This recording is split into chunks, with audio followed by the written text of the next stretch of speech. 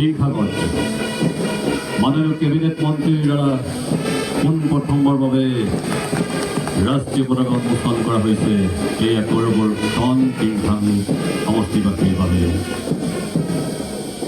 विजय विश्व तिरंगा प्यारा झंडा ऊंचा रहे हमारा।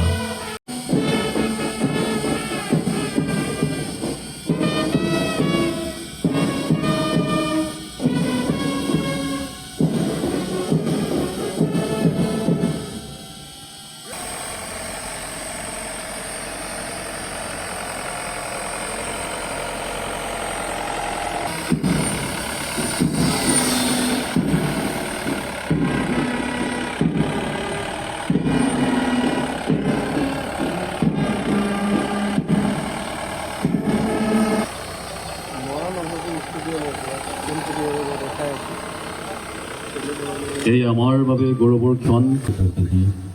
আজি ৭৭ সংখ্যক গণৰাজ্য দিৱস হ'ল টিংখাং সমজিলাৰ উদ্যোগত অনুষ্ঠিত হোৱা